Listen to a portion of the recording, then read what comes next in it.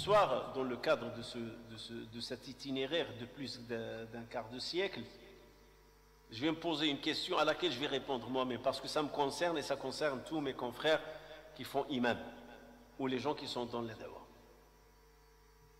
Quels sont les profits, ou quels sont les avantages que j'ai pu acquérir à travers cet exercice d'imam, plus d'un quart de siècle? Et là, je ne vais pas citer le côté matériel, il n'y en a pas. Le côté financier, il n'y en a pas. La richesse, il n'y en a pas. La tranquillité, elle n'existe pas. Je tiens à être clair. Il ne faut pas s'attendre que je vais dire que c'est enrichissant, c'est-à-dire financièrement. Et qu'il y a de l'argent, c'est faux. Un imam ne peut pas s'enrichir. Un imam ne peut pas faire de l'argent. Un imam da'iya qui est vraiment dévoué dans son message de da'wa, impossible qu'il s'enrichisse à travers l'imam. Impossible. Et je pèse mes mots. Impossible. Et je peux dans d'autres épisodes expliquer pourquoi c'est impossible. La tranquillité, impossible. Impossible. Être tranquille, impossible. Parce que l'imam met ses pieds dans un domaine où il n'y a pas de tranquillité. Surtout à notre époque. Surtout à notre époque où les problèmes sociaux, ils ont pris de l'ampleur et de l'altitude. Il y a de plus en plus de problèmes dans la société. Et l'imam, il est interpellé comme lui-même, c'est possible qu'il a des problèmes. Et donc la voie de la da'wa, ce n'est pas une voie de tranquillité. Et bien sûr, j'ouvre la parenthèse, ici je parle dans le cadre imam prédicateur da'iya. L'imam qui a pris les prophètes comme modèle, c'est-à-dire l'imam qui est sur le terrain, dans le terrain, pour la réforme, pour répondre aux besoins des gens, les interpellations des gens, répondre au téléphone, donner des rendez-vous, leur présence. Impossible qu'il soit tranquille. Impossible. C'est le mot. Donc pas de richesse, pas de tranquillité, pas d'argent. Est-ce qu'il y a la générosité des gens? Oui, mais ça n'enrichit pas. Et ça ne répond pas aux besoins. Parfois les gens se montrent gentils, généreux avec l'imam. Mais ça ne peut pas aller au point de répondre à ses besoins. Impossible. L'imam, il est là dans le cadre de la voie de la da'wa. Je le dis, je le spécifie. Parce qu'il y a les imams qui ont la formation traditionnelle. Ça, c'est une autre chose. Je suis là pour guider les prières et faire un discours ou un sermon et point à la ligne. Il ne se mêle pas du quotidien. Il ne se mêle pas de la réalité du terrain. Et un terrain qui est miné. Un terrain sur lequel il faut savoir marcher ou poser les pieds. Quelle position prendre? Choisir les mots. Un terrain dans lequel la réconciliation. Et j'y arrive. Alors la première des choses dont j'ai tiré profit, et je dis alhamdulillah, si ce n'est pas la fonction d'imam, ou plutôt cette tâche, je n'aime pas utiliser le terme fonction. Même si je dis dans la description d'un imam de da'wa, je dis l'imam qui exerce la da'wa, c'est un fonctionnaire auprès d'Allah subhanahu wa ta'ala. Et le fonctionnaire, il est protégé par sa direction. Et ici, il y a une seule direction, c'est celle d'Allah. C'est Allah subhanahu wa ta'ala qui veille sur lui, sur l'imam et sur la voie de l'imam. Parce qu'il est en train de jouer le rôle de transmetteur du message. Il prend le rôle du messager, il prend le rôle du prophète. Dire la vérité, montrer la voie de la droiture, essayer de réformer les gens, leur montrer la voie pour se réconcilier avec Allah subhanahu wa ta'ala. Et c'est pour ça que le terme fonction, si je le regarde de ce côté-là, oui. Mais plutôt imam, je la considère comme une charge. C'est une charge. Et c'est une charge lourde, difficile et douloureuse. Alors la première des choses, et je remercie Allah subhanahu wa ta'ala pour cette chose-là. Si ce n'est que pour cette chose-là, je suis gagnant.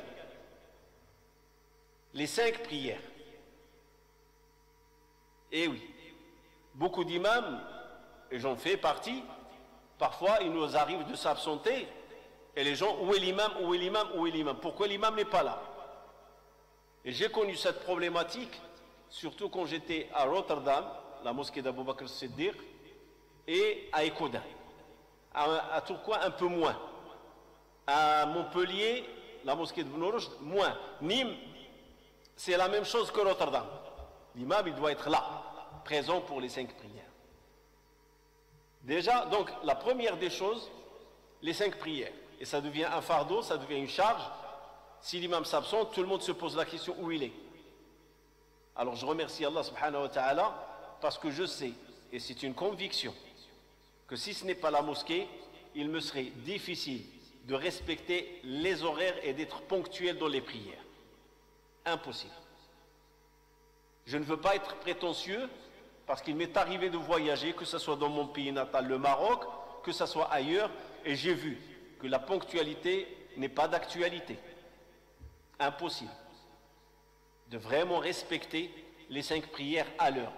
Par contre, à la mosquée, l'imam respecte les 5 prières à l'heure. Pourquoi? Parce qu'il y a une charge. Et cette charge, il s'appelle quoi? La communauté. Il y a une mosquée, il y a les horaires de prière, il y a l'ouverture, et les gens viennent à la mosquée, ils doivent trouver la mosquée ouverte, ils doivent trouver un muaddin, ils doivent trouver un imam. Et donc, et surtout à la fin du compte, c'est l'imam qui compte. C'est-à-dire l'ouverture, on peut trouver des solutions, le muaddin, on peut trouver des solutions, et l'imam, parfois, il y a le conflit. Et ça, je l'ai connu à Rotterdam. Parce que quand j'ai dit l'ouverture, à Rotterdam, il y avait 2 ou 3 personnes qui ouvraient la mosquée. Mais ils étaient des retraités. Ils étaient là,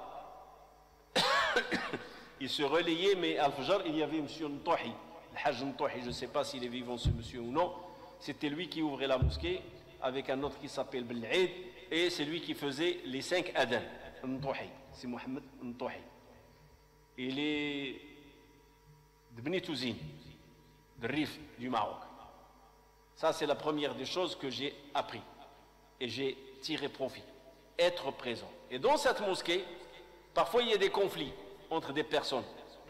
Et comme l'imam n'est pas là, ils se regardent les uns les autres. Et ils n'acceptent pas que tel les guide dans la prière. Et c'est pour ça que l'imam, c'est consensuel pour eux. L'imam, c'est sa fonction, c'est sa tâche, il est là pour cela.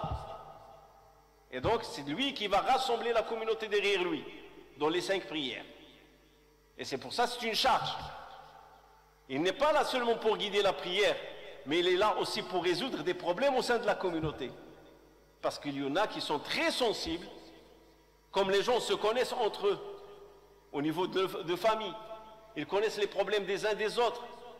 Ils savent qu'il y a des lacunes chez les uns et les autres, donc ils ne veulent pas qu'il y a tel qui guide la prière, sachant que je connais ses défauts et je connais peut-être ses péchés.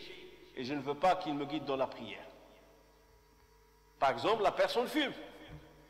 Et c'est arrivé. Est-ce qu'une personne fumeuse peut nous guider dans la prière? Ou même, ça arrive que la personne boit de l'alcool. Et c'est repenti à Allah. Mais les gens se rappellent qu'il était dans les bars. Ça ne fait pas longtemps. Et l'imam n'est pas là et cette personne va se présenter. Et il n'aime pas. Et donc, quand l'imam, il y a la prière, il y a tout un ensemble de données avec cette prière. D'abord, c'est lui qui est chargé de mener la communauté et de la guider dans la prière, et en même temps, il résout les problèmes. Et c'est pour ça son absence, elle cause polémique. Et c'est pour ça les gens disent à l'imam, s'il te plaît, si tu n'es pas là, désigne-nous qui te remplace, qu'on le sache. Une fois, quand j'étais à Rotterdam, je leur ai dit, désignez entre vous. Il a dit non. Si toi tu désignes, on va respecter. Mais entre nous, on ne va pas se mettre en accord. Alors tu nous désignes qui va guider la prière, qui te remplace si tu n'es pas là. 2, 3, 4, non. S'il n'y a pas telle personne, l'autre personne, et ainsi de suite. Donc, alhamdoulilah, la première des choses que j'ai appris, et ça m'a beaucoup servi, c'est respecter les 5 prières. Je n'avais pas le choix, mais en même temps, j'aime être dans la mosquée, j'aime être présent dans les prières, parce que déjà, je suis la première personne à tirer profit, avant la communauté. Dans la mosquée Aïcha, tout au début, bismillah, la mosquée n'était pas connue par la communauté de Montpellier. On a ouvert juin 2014. Et wallahi, au début, tout au début, je parle des premiers mois, on va dire jusqu'à octobre, novembre 2014, il m'est arrivé de prier Dhuhr et l'Asr tout seul dans cette mosquée. De faire l'adhan, il n'y avait personne. Parfois, un frère qui me rejoint. Parfois, on a prié 2 frères, 3 frères. Alhamdoulilah, là, il y a une communauté, il y a une stabilité. La mosquée est reconnue sur Montpellier et le voisinage. Je dis ça pourquoi? Parce que j'aurais pu avoir de la relâche et dire, je suis seul, ça ne sert à rien d'être ponctuel. Non, le temps c'est le temps. Je faisais l'azdan, je faisais l'iqama et je faisais la prière. Jusqu'à ce qu'il y ait le frère Rabi' qui a déménagé et qui s'est installé à côté. Voilà un soutien. L'ouverture, l'adhan et ainsi de suite. Donc, la première des choses dont j'ai tiré profit, alhamdulillah, par la grâce d'Allah subhanahu wa ta'ala, et je le dis, ce n'est pas moi, c'est les 5 prières. Et quand il nous arrive d'échanger entre nous des imams, et que certains frères, ils en ont marre des problèmes, d'être maltraités, de voir les gens les dénigrer, ou leur reprocher des choses qui n'ont pas de sens, qui n'ont pas de raison à être reprochées, et j'en connais pas mal d'imams, j'en connais pas mal, au-delà de 10, qui ont quitté la fonction d'imam, et qui sont partis faire du commerce, ou carrément ils ont rejoint un métier, sont devenus ouvriers dans le bâtiment, ou dans l'agriculture, j'en connais, ils ont préféré la tranquillité du soir. Et ça, c'est ce que je dis, les imams qui ont une formation de tradition. Ils n'ont pas pu supporter les critiques, les reproches, d'être maltraités, le complot. Et oui, le complot. Ça peut vous étonner, mais c'est la vérité. Il y a une différence entre imam qui vient, comme je l'ai dit au début, qui vient pour guider les prières et faire un discours, et c'est fini, ça s'arrête là, il ne se mêle pas de la communauté. Et un imam qui dit que je suis quelqu'un qui aime la réforme et je ne suis pas là pour guider des prières, même si c'est une obligation les prières, j'en profite, mais il y a la réforme, je suis là et je porte le souci de la communauté, je porte le souci du message, risala. L'imam prédicateur ou celui de la réforme, il me prend comme référence le prophète sallallahu alayhi wa sallam. Il est venu pour changer la société et la mettre dans la voie d'Allah subhanahu wa ta'ala, et la mettre dans la voie de la paix. La voie de la paix, venez vers la paix tous, et la paix c'est Allah subhanahu wa ta'ala. Vous croyez qu'on va le laisser faire? Jamais de la vie. Il y en a que des gens qui vont respecter. Ils vont respecter. Il dit, ça a du sens ce qu'il a dit. Mais il y en a qui ne vont pas respecter. Ils ne voudront pas de sa réforme. Et si au moins ils ne veulent pas de sa réforme, si au moins ils rejettent sa réforme, il dit, tu es là pour guider les prières. Et tu es là pour faire ton discours. Le problème de la communauté, ce qui se passe dans la société musulmane, la communauté, ce n'est pas ton problème. Mêle-toi de ce qui te regarde. Et wallah, j'ai entendu cela. Alors dans ce cas-là, tu fais quoi? Tu jettes les clés, tu dis salam alaikum. Non, tu patientes, tu endures. Parce que de l'autre côté, il y en a qui te soutiennent. De l'autre côté, il y en a qui apprécient ta tâche et ta mission. Et il y en a d'autres de l'autre côté qui savent que tu es noble, ou tu as une démarche qui est noble, et que tu veux le bien pour la communauté. Mais le problème, il est où? Si au moins la personne te dit, je ne suis pas d'accord avec toi, tu es là pour guider les prières et faire le discours, et rien d'autre, et ne te mêle pas de la communauté, je peux comprendre, mais il y en a qui vont faire en sorte que tu ne continues pas ton travail. Si toi tu travailles pour construire, eux ils vont travailler pour te détruire. Si toi tu travailles pour bâtir, eux ils vont travailler pour te casser, te mettre à néant. Il y en a. Il y en a qui vont répondre à la rumeur, il y en a qui vont te critiquer, il y en a qui vont t'agresser, il y en a de tout. Ça c'est donc la première des choses, la prière. Et ces points que j'ai cités, c'est le 4e point que j'ai sauté, mais je vais y revenir.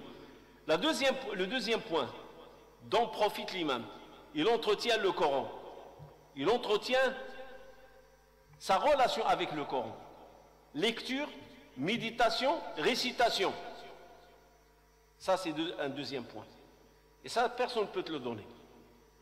Les 5 prières, j'ai l'expérience. Impossible. Ce serait un mensonge, à part une personne retraitée ou une personne qui a une usine et qui a des ouvriers qui travaillent pour lui. L'heure, c'est l'heure, lui, c'est la voiture, la mosquée, et ainsi de suite. Mais, à part cela, c'est très difficile. Il y a les aléas de la vie. Parfois le travail, parfois les études, parfois des engagements, parfois des rendez-vous qui empêchent la personne d'être à l'heure pour la prière. L'imam, c'est les 5 prières. Entretient la relation avec le Coran, lecture, méditation et récitation. Il entretient cette relation. Surtout quand le Ramadan s'approche. L'imam entretient une relation avec le Coran. Personnellement, et ça c'est le 3e point, la science. Eh oui. Donc il y a la prière, il y a le Coran, et il y a la science. Les acquis de la science, comment tu les conserves? Ce qu'on a étudié, comment le conserver? Il n'y a qu'une seule voie pour conserver la science. Et vous savez c'est quoi? L'enseigner. Un médecin, quand il apprend la médecine, c'est quoi son travail? Exercer la médecine. C'est comme ça qu'il entretient les connaissances qu'il a acquises aux facultés de médecine. C'est comme ça qu'il les entretient. Un médecin qui n'exerce pas, ou un architecte qui n'exerce pas, ou un ingénieur qui n'exerce pas ce qu'il a appris à l'école, il va perdre les connaissances dans le temps. Il va devenir comme monsieur tout le monde. Et autour de nous, on le voit. Il y a des gens qui ont des diplômes et qui sont partis travailler dans un autre domaine que leur diplôme. Et le temps passe et les années passent. Les connaissances, avec la poussière, on ne les voit plus. Il faut dépoussiérer pour des années pour retrouver les notions acquises dans les études. Alors pour l'imam et tout ce qu'il a acquis comme notion d'études, dans ce qu'on appelle l'ulum shar'iyya, il n'y a qu'une seule façon de les entretenir, c'est les enseigner. Et c'est pour ça que je me suis imposé pour enseigner ce que j'ai acquis et en ajouter. Parce que la science n'a pas de plafond. Que ce soit la science du hadith, que ce soit le fiqh, que ce soit la sunna, peu importe la science que tu veux. Toute science, c'est en l'enseignant que tu la renforces et que tu en ajoutes. C'est en l'enseignant. Autrement, tu vas la perdre. Et c'est pour ça que je me suis imposé 4 cours, à part le vendredi, le sermon. 4. Une fois, un frère m'a dit, pourquoi tu évites le fiqh? Je vais vous dire pourquoi le fiqh. Et je lui consacrerai un épisode. Inch'Allah, une halaqa entière. Pourquoi je ne fais pas du fiqh? Et c'est vrai, vous avez raison. Parce que je l'ai fait au début. Mais c'est polémique. Au lieu d'enseigner le fiqh, je me suis trouvé enseigner la polémique, la divergence. Et tu ouvres la porte à la fitna. Les gens ne sont pas éduqués. Ils ne sont pas prêts à comprendre le fiqh. Et le respect des opinions et le respect des uns et des autres. Et j'ai décidé de couper, raide, avec. Je dis, les gens, ils ont besoin d'éthique. Et s'il y a des choses, les aléas de la vie, comme j'ai dit, des questions, je réponds à des questions. Mais s'asseoir et enseigner le fiqh, non. Ce n'est pas enrichissant. Ce n'est pas enrichissant. Et ça ne consolide pas les rangs. C'est mon ijtihad et c'est ma vision des choses. Alors j'ai décidé de m'en écarter. Et le livre que j'ai commencé dans le fiqh, j'ai commencé Sayyid Sabiq, et à un certain moment je suis parti sur le livre Subul Salam, Sharh Bulugh al-Maram, Ibn Hajar al-San'ani. C'est celui-là que j'ai enseigné, Subul al-Salam. Et puis j'ai décidé d'arrêter. Donc, entretenir la science en l'enseignant. Et je me suis imposé, dans ce cadre, je vais vous donner le bagage, les livres que j'ai enseignés. Il y a un livre que j'ai enseigné la moitié, le premier tome, c'est Al-Shifa, la guérison. En identifiant les droits de Mustafa, c'est-à-dire l'élu Muhammad sallallahu alayhi wa sallam, le Qadi Iyad. Celui-là, le premier volume, je l'ai enseigné. Il y en a 2. Le premier, je l'ai enseigné. Je l'ai commencé à Tourcoing, je l'ai fini quand je suis arrivé à Nîmes. j'ai continué à Nîmes, je crois que je l'ai fini en arrivant à la mosquée Averroès. Al-Shifa bi-Ta'rif bi-Huquq al-Mustafa. C'est un beau livre, je le considère un chef-d'œuvre. Je conseille les musulmans à le lire, Al-Shifa. Tu veux connaître ton prophète sallallahu alayhi wa sallam, achète ce livre-là, Al-Shifa, l'Il-Qadi Iyad. En arabe, il s'appelle Al-Shifa. Il est traduit. La guérison. Il est traduit. Identifions les droits du prophète Mohammed sallallahu alayhi wa sallam. Il te fait identifier quels sont les droits du prophète alayhi wa sallam envers nous. Pas ses devoirs, ses droits. Parmi les livres que j'ai enseignés, j'ai arrêté Ihya Ulumuddin. Je l'ai commencé à Tourcoing, à Nîmes. Et puis j'ai continué, quand j'ai arrêté Shifa, j'ai continué ici sur la mosquée Averroès à Montpellier. Et bien sûr, le déluge des critiques des salafis.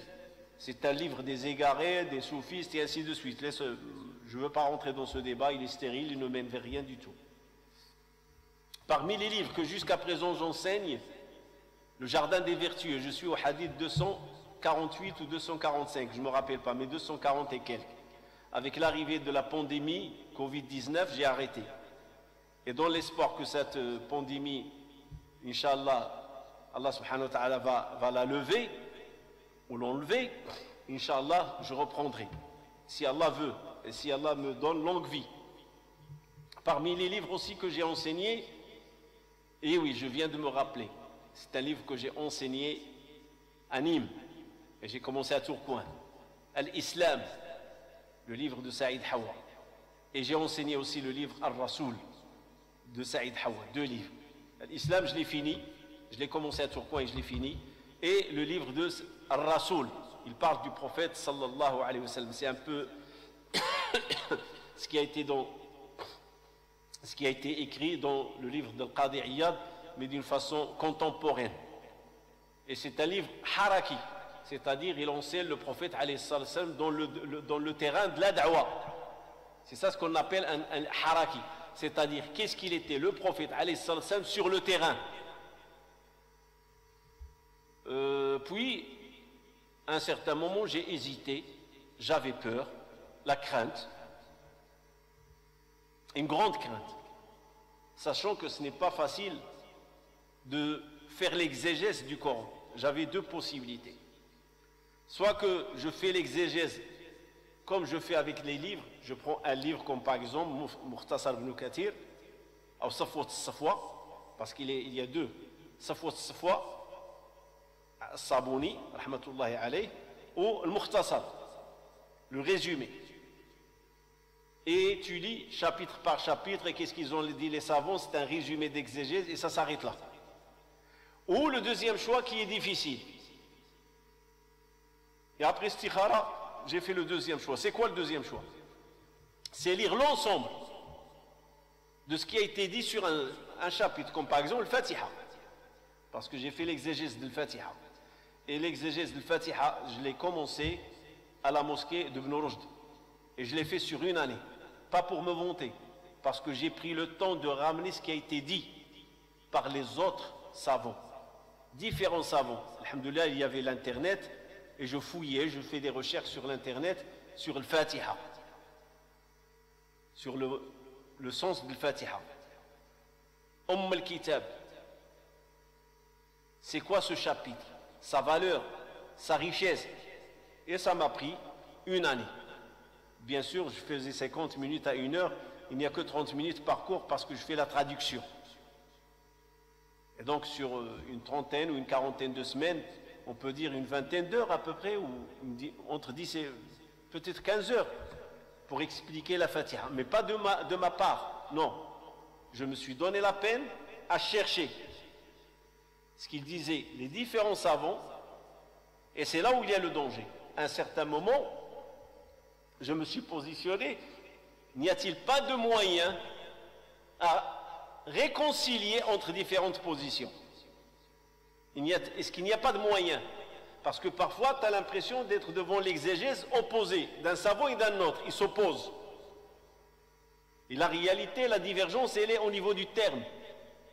Et on peut toujours faire un effort pour pouvoir réconcilier ou faire rapprocher les 2 positions. Et qui m'a beaucoup aidé dans cette façon de raisonner, ce sont les livres de Usul al-Fiqh. Le livre de al-Fiqh al-Muqaran. Quand on a différentes opinions, comment réconcilier? Parfois, il y a des opinions impossibles de réconcilier, comme le jour et la nuit. Et il y a des opinions qu'on peut arriver à une réconciliation. Et ça demande un effort de réflexion et voir quels sont les points en commun pour rapprocher les deux visions dans les exégèses. Et ça, c'est un effort. Et c'est là aussi il y a le danger. Tu avances, il ne faut pas avancer avec ta passion ou ta propre opinion.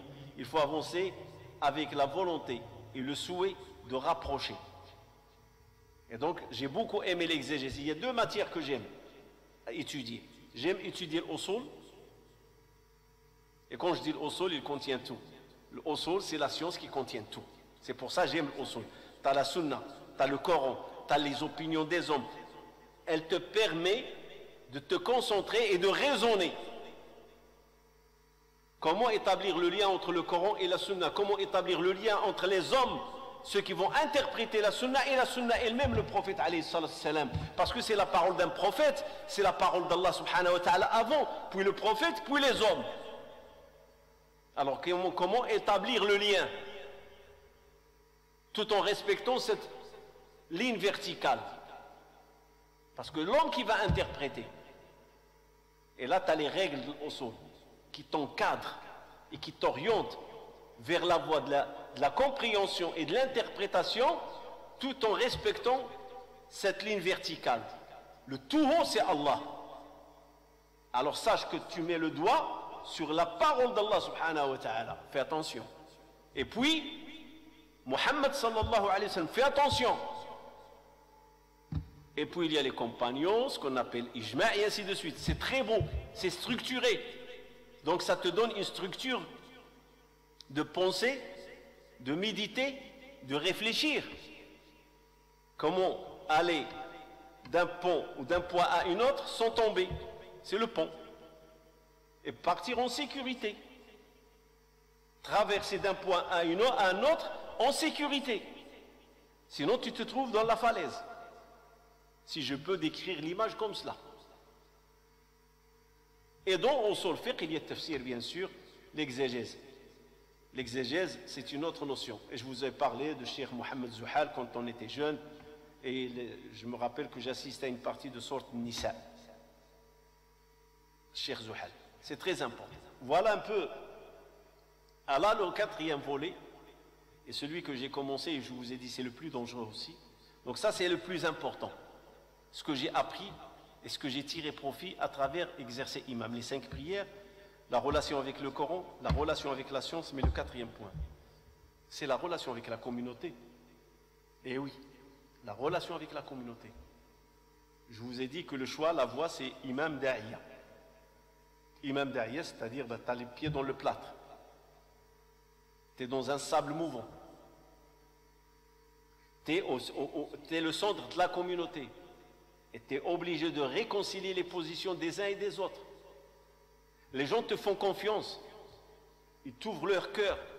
Ils t'ouvrent leur domicile. Tu reçois le père. Tu reçois la mère. Tu reçois le fils. Tu reçois la fille. Tu reçois le voisin. Tout le monde vient voir l'imam parce qu'ils ont confiance en lui. Et chacun cite ses problèmes avec la confiance comme quoi tu vas l'aider à résoudre le problème. Ici, je ne parlerai pas des mal intentionnés. Ça, c'est un autre sujet. Il y en a qui viennent pour manipuler l'imam pour partir avec une opinion qui leur convienne. Je ne parle pas de cela. Je parle des gens sincères. Ils viennent te voir, tu es l'imam derrière lequel ils prient, ou ils ont entendu parler même s'ils ne fréquentent pas la mosquée. Tu es l'imam qui fait les discours. Les gens parlent de toi. Tu as une certaine image qui se répand à l'extérieur de la mosquée et les gens t'interpellent et viennent te voir. Je ne parle pas non plus de ceux qui viennent seulement pour te secouer, pour savoir est-ce que tu as du savoir ou non. C'est des curieux. Ou avoir une opinion sur toi. Comme une fois, quelqu'un il est rentré, il m'a dit « Par quel minhaj tu enseignes ?» la aqida. Parce que si je lui dis, j'enseigne par tes livres, ah, celui-là, je peux, sinon il va te cataloguer, tu es un imam égaré, égarant, innovateur, muftadi', il ne prie pas. Il y en a ceux-là, et au lieu de te respecter dans tes prières, dans ton travail, non. Il veut d'abord te cataloguer, il a une étiqueteuse, il veut te coller une étiquette sur le front. Il y en a qui existent, qui sont comme ça. Je ne parle pas de cela non plus. Je parle de ceux qui sont sincères, qui t'appellent par téléphone, ou t'interpellent par des emails, ou ils viennent te voir à la mosquée, ou te donnent rendez-vous, carrément des gens qui te prennent, ils te ramènent jusqu'à chez eux pour étaler un problème interne de la famille. Et ils t'interpellent pour trouver une solution, les aider à trouver une solution. Et ça, c'est une charge. Il faut que l'imam soit digne de cette charge. L'imam est l'homme qui est appelé aussi, comme le docteur, au secret professionnel. Au secret professionnel. Tu rentres chez les gens, ils vont te parler de leur vie. Alors il faut garder silence. Il m'arrive, je ne le cache pas, mais je ne dévoile jamais des noms, je ne suis pas nominatif. Je ne nomme pas les familles, je ne nomme pas les personnes. Ça m'arrive de citer des histoires. Sur 25 ans et plus, j'en ai des histoires à raconter sur les problèmes de la société musulmane. J'en ai des problèmes au niveau relations enfants-parents, parents-enfants. Il y en a des problèmes. Le mariage mixte, que ce soit entre une musulmane et un non-musulman, ou un musulman et une non-musulmane. Les problèmes de divorce. Il y en a aussi des problèmes, les problèmes d'héritage. Ce n'est pas les problèmes qui manquent, il y en a, surtout avec la société actuelle, comment elle est. Le manque de valeurs morales qui sont en train de disparaître de plus en plus. Les problèmes ne font que grandir et il y en a de plus en plus. Les gens aujourd'hui, ils sont gênés de voir un imam, ils vont même aller voir un psychologue. Une fois, un frère, je l'ai reçu en couple avec sa femme, c'est un jeune couple. Il m'a dit réellement, quand on vient voir l'imam, on parle, c'est un peu le psychologue, c'est la même chose. Il m'a dit, on était chez un psychologue, et c'est un peu la même chose avec un plus, c'est que l'imam échange avec nous. Il y a le Coran, il y a la Sunna, il y a des choses qui apaisent parce qu'ils font partie des valeurs acquises dès la jeunesse d'islam. Et là, c'est là où tout à l'heure j'ai dit, je me suis précipité, et là tu ne vas pas trouver, cher frère, quelqu'un qui va t'aider. Tu vas trouver des gens qui vont te respecter. Parce que c'est un terrain dans lequel il y a la discrétion. Il y en a qui vont respecter le travail de l'imam. Il y en a qui vont le soutenir. Il y en a qui vont être en désaccord. Ils vont te dire l'imam, c'est pas un assistant social, c'est pas un agent social, la mosquée c'est fait pour prier. Ils ont une vision réductrice de la mosquée et de la fonction d'imam. Il y en a. Même une fois à la mosquée de Tourcoing, il y avait un groupe de personnes qui étaient assises de l'association et ils m'ont invité à s'asseoir. Et puis ils ont commencé à échanger certains problèmes au sein de la mosquée. Et je dis, je peux parler? J'étais nouveau à l'époque, en 96. Quelqu'un m'a dit parle, il m'a donné le droit de la parole. Et quand j'ai commencé à parler, il y a un qui n'a pas aimé ma parole. Il m'a dit, et c'était le Ramadan, il m'a dit, ce serait bien que tu rentres chez toi, révises ton Coran. Wallah, al-Adim, c'est comme ça qu'il me l'a dit. C'est-à-dire, on ne veut pas de ton opinion ici. Tu es là pour guider la prière, tu es là pour prier Tarawih. Ce serait bien que tu rentres chez toi et révises tes cours. Devant tout le monde. Je me suis levé, je suis parti, je dis, Jazakumullah khair. Sinon, je vais soulever la polémique. C'est pour ça que je dis, un imam qui va dans la réforme et qui choisit de s'impliquer, il doit avoir de la patience. Parce qu'il va tout entendre. Il va être critiqué, il va être agressé, il va être attaqué, et il va entendre de tout. Normal, pourquoi? Parce qu'il y en a qui sont en désaccord, ils vont respecter le désaccord, pas plus. Mais il y en a qui vont être en désaccord et ils vont travailler contre toi. Ils ne voudront pas que tu fasses du travail sur le terrain. Ça ne les arrange pas qu'ils te voient en action sur le terrain. Pour lui, tu es en train de mettre le pied sur son terrain, tu es en train de piétiner son champ. Et le problème, c'est que lui, il ne va pas labourer ce champ-là. Il ne lui appartient même pas. Mais il va le considérer le sien. Il va t'empêcher de labourer. Parce qu'il va te dire, ça c'est mon champ à moi. Il va t'empêcher. Le jahl, l'ignorance, déclarer la guerre gratuitement. Donc je résume, pardon, c'est que voilà les choses, il y en a d'autres bien sûr. Ce que j'ai profité aussi, c'est comme je l'ai dit au départ, ça n'enrichit pas, ça ne remplit pas les poches, ça tu ne peux pas construire un avenir financier, c'est sûr et certain, je le garantis d'avance, parce que parfois certains frères me disent qu'est-ce qu'il faut faire pour devenir imam. Je parle de mon époque. Peut-être que les imams actuellement, peut-être ils touchent 2500, 3000 euros. J'en ai aucune idée de leur salaire, sérieusement. Parce que moi, j'en ai pas. Et donc l'idée de la notion de salaire, ça ne m'a jamais traversé l'esprit. Mais à ma connaissance, l'ancien modèle d'imam dont j'appartiens, je suis né en 1961, j'ai 60 ans, je suis sur la voie des 60 années. Je peux vous dire que l'imam n'enrichit pas, ne remplit pas les poches. Même quand j'ai fait mon premier pèlerinage, une partie de l'argent m'appartenait, l'autre partie, c'est quelqu'un qui a su, moi j'ai payé le logement et tout, mais quelqu'un qui a su s'arranger, parce qu'à l'époque, je me rappelle, il y avait, quand on est 15, on peut avoir un billet gratuit d'avion. C'est le billet d'avion que j'ai eu gratuit. La communauté avec laquelle je voyageais, ils m'ont accordé. Le reste, j'ai payé de ma poche. Chaque fois que j'ai fait le pèlerinage, j'ai payé de ma poche. Les gens peuvent t'aider, te soutenir, mais il y a des imams qui savent faire le commerce. Ça aussi, je ne le cache pas. Ils se sont enrichis, mais pas parce qu'imam de 5 prières. Il a su faire des choses, des passe-passe, comme le pèlerinage, plein de choses, d'autres choses il fait. À côté d'imam, il fait d'autres choses qui lui ont ramené beaucoup d'argent. Mais moi, je parle de ce prototype. Imam qui s'occupe de la prière, qui s'occupe du sermon, qui s'occupe du doros, il ne peut pas s'enrichir. Il ne peut pas. Il est 7 sur 7 à la mosquée, il ne peut pas s'enrichir. Sûr et certain. Mais la communauté restera généreuse. C'est-à-dire, il y en a qui vont l'entretenir pour répondre et l'aider à répondre à des besoins. Il ne peut pas se permettre d'acheter une voiture, par exemple, chère, pour ses enfants, sa famille.